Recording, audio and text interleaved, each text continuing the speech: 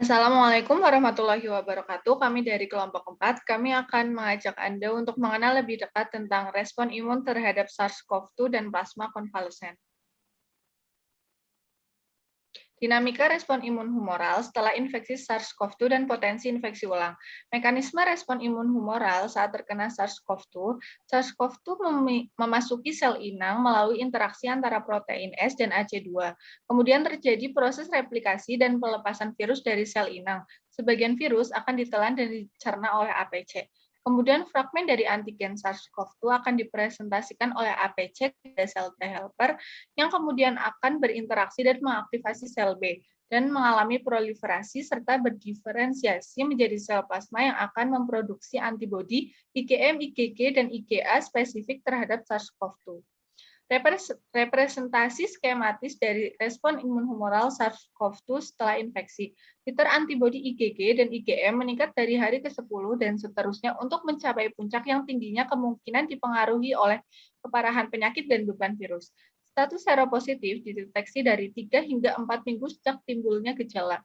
Reinfeksi virus SARS-CoV-2 berpotensi karena tingkat pelindungan antibodi dari infeksi ulang, durasi respon imun humoral total, tingkat penurunan antibodi akibat infeksi ringan atau berat, dan proporsi individu yang terinfeksi yang tidak meningkatkan respon imun protektif tidak diketahui untuk virus SARS-CoV-2. Selanjutnya, interaksi antara sistem imun dengan SARS-CoV-2 pada pasien COVID-19. Ini merupakan gambar yang menjelaskan ada 4 cara berbeda SARS-CoV-2 mengganggu sistem kekebalan tubuh.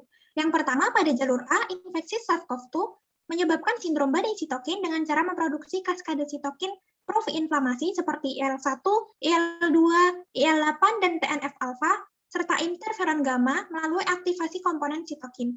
IL-2 dan IL-8 selanjutnya menginduksi ekspresi IL-6 dan 17.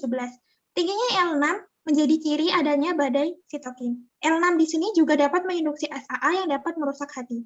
Kedua, pada jalur B1, infeksi SARS-CoV-2 dapat menyebabkan peningkatan reseptor sel NK atau NKG2A. Tingkat NKG2A yang tinggi dapat menghentikan fungsi sel NK dan menyebabkan kelelahan sel NK. Secara bersamaan, pada jalur B2 juga terjadi kelelahan sel T karena aktivasi sel TRAC yang disebabkan adanya sindrom badai sitokin. Keempat, pada jalur D, infeksi SARS-CoV-2 dapat menyebabkan stres retikulum endoplasma.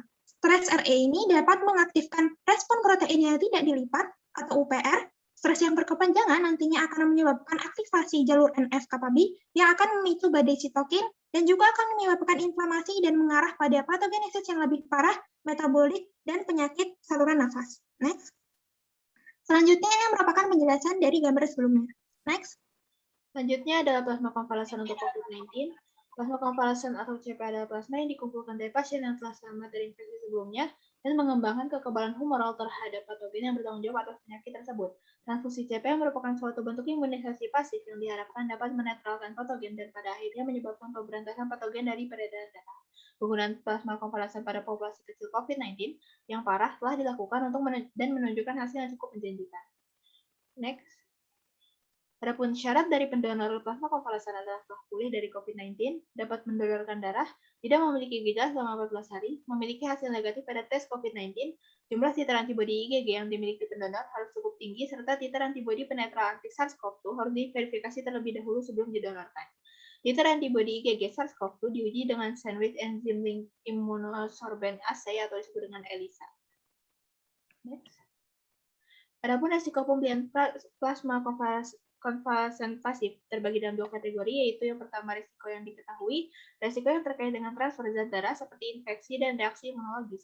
Yang kedua adalah reaksi teoretis, reaksi yang melibatkan fenomena peningkatan infeksi yang tergantung pada antibodi, di mana mekanisme normal dari pembersihan keketinggian antibodi gagal dan sebagai gantinya memberikan rute alternatif untuk infeksi sel inang. Next. Selanjutnya evaluasi efektivitas plasma konvalesen. Yang pertama melalui respon pemulihan klinis, yang kedua melalui pengukuran titer antibodi, yang ketiga melalui resolusi parameter inflamasi akut, dan yang terakhir melalui resolusi hasil pencitraan. Mungkin sekian materi dari kami. Wassalamualaikum warahmatullahi wabarakatuh.